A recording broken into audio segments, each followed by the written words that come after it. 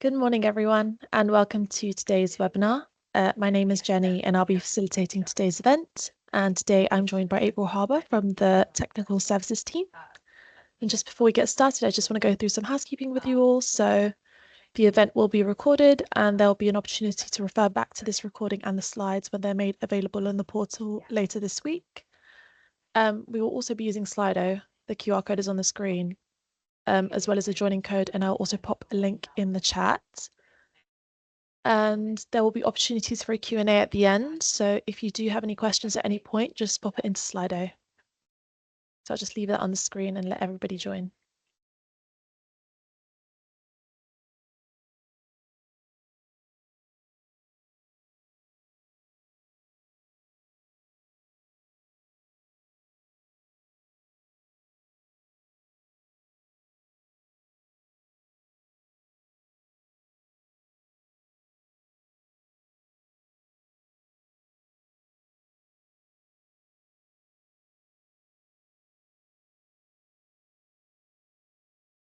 So just while people are joining that Slido, I will share the agenda with you all.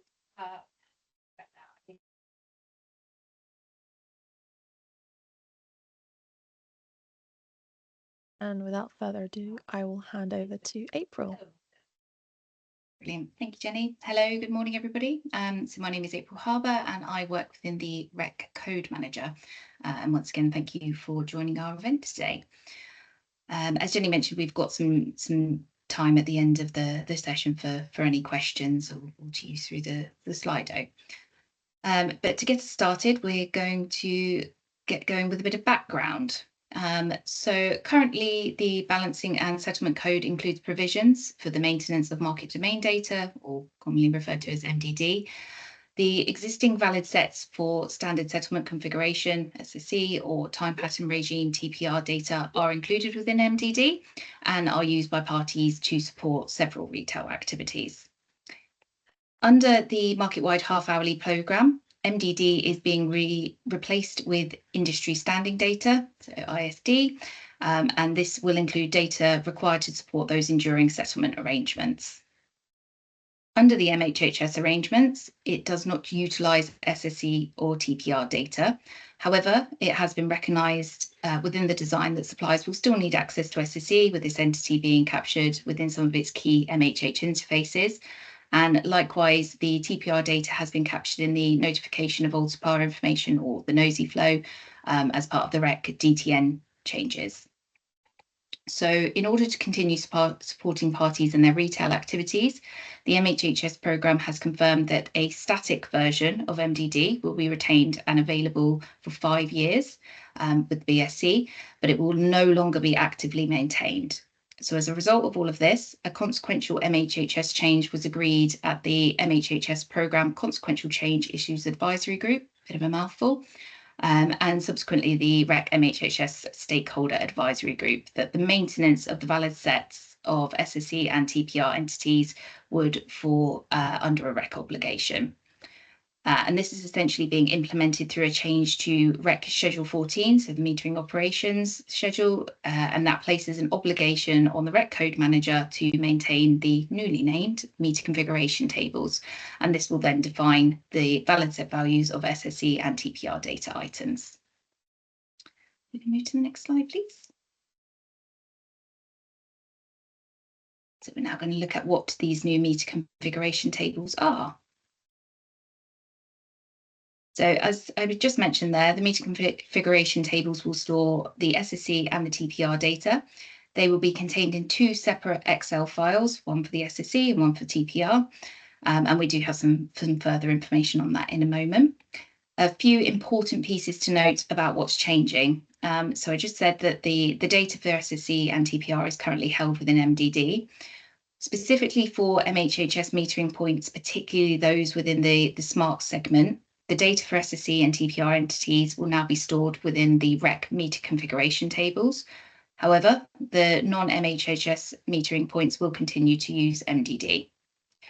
So the first versions of these new meter configuration tables will be based upon the July 2025 MDD dataset, which is due to be published on the 20th of August. From there, the relevant data entities will be transitioned into version 1 of the meter configuration tables, and then they'll be made available and published on the portal in line with the programme milestone 8 on the 22nd of September.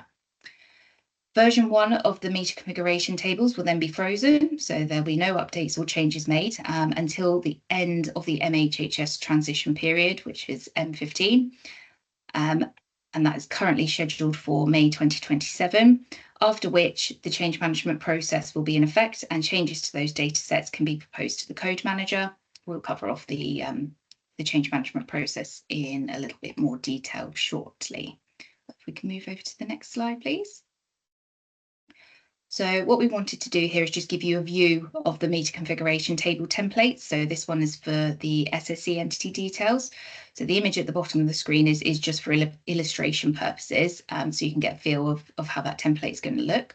But essentially, it's going to define the relevant SSE configuration, the TPR ID, the SSE effective to and from dates as relevant, as well as the relevant configuration descriptions and types, and this will all be there so that it can provide that ongoing support for retail activities for billing and settlement purposes. We can go through to the next slide, please. Thank you. And then likewise with TPR, you can see on the table there that covers specific details of the IDs, defining the exact time each register within the SSE should be active and when to switch between registers for different rates to allow for effective billing. To the next slide, please. So now we're going to look at how you can access those meter configuration tables through the REC portal. So following the implementation of REC Category 3 CP C3-0089, which will be implemented at M8, the version 1 files of the 2 meter configuration tables will be published on the REC portal. So if you are familiar with the portal, this will be contained under the code products section on the mega menu, which is, if you're not familiar with it, is the far left-hand option. And the files will be available in .xls format, so a standard Excel file, which can be downloaded and then uploaded into your internal operation systems.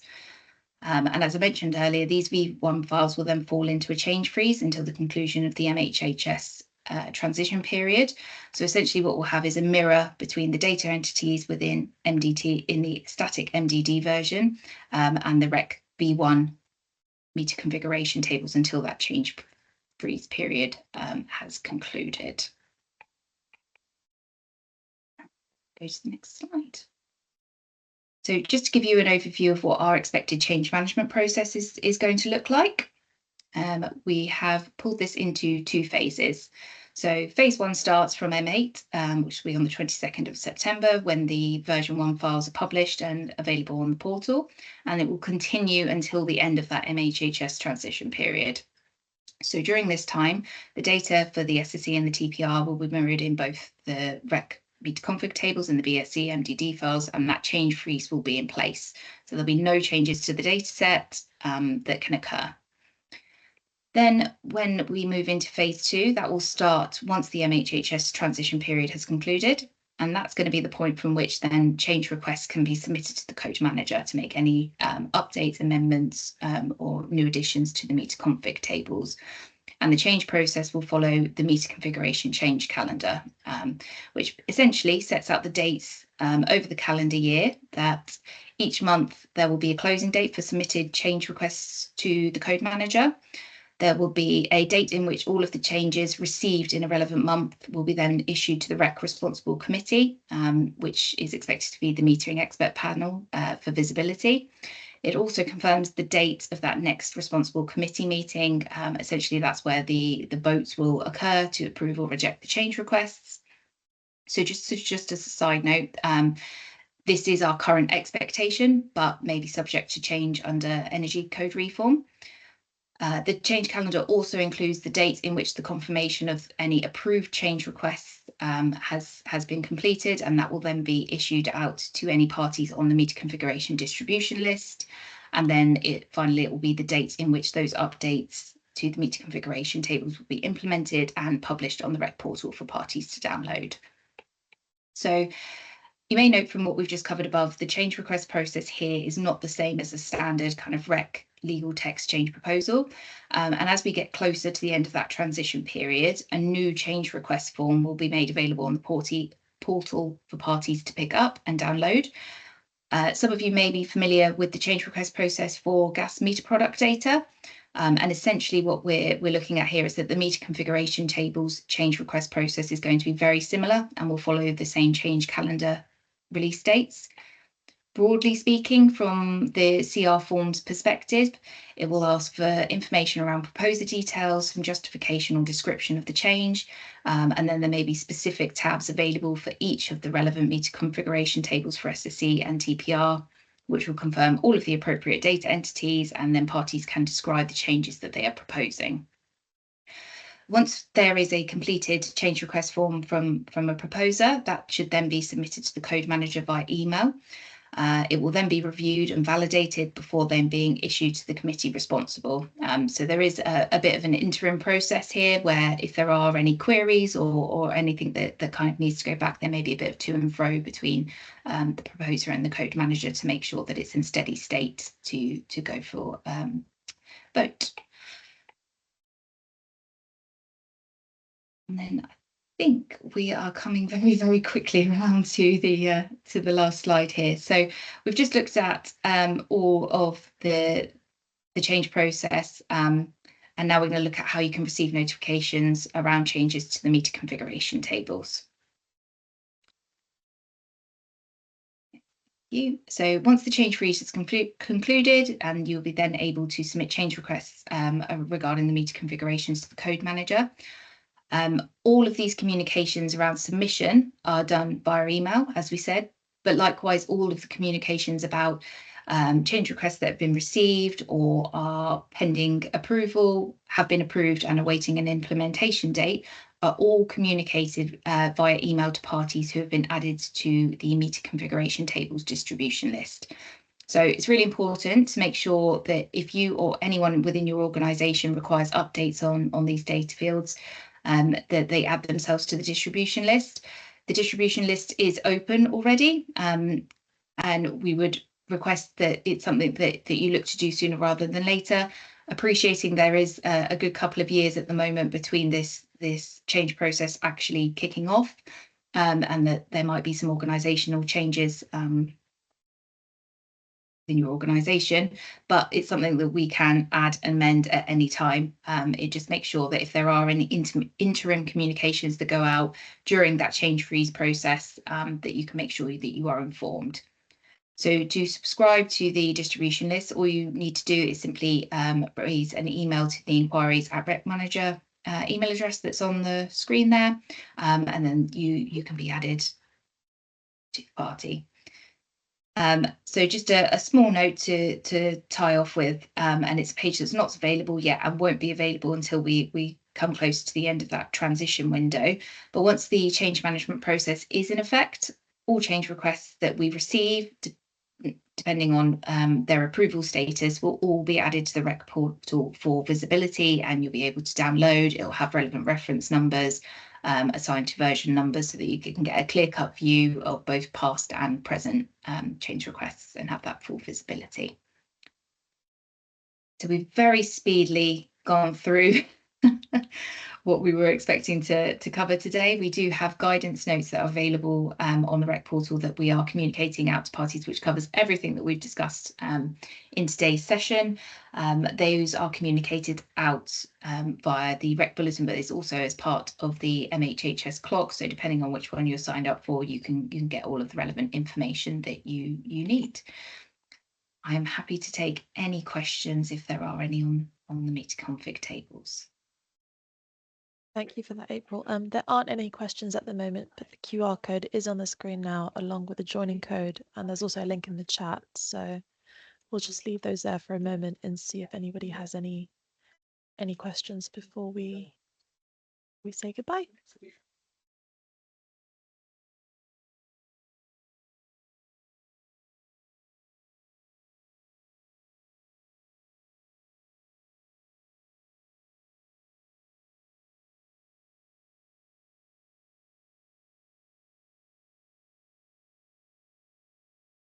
think we can take silence as gold and there aren't any questions.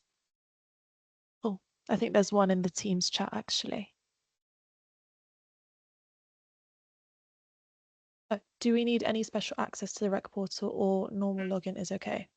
Yeah, absolutely fine. Yeah, I think with these particular pages, you do need to be a user of the rec portal. So you would need to be logged in, but as soon as you access the page under code products, the portal will prompt you to log in. And obviously if you don't have an account at that time, then you can sign up for one.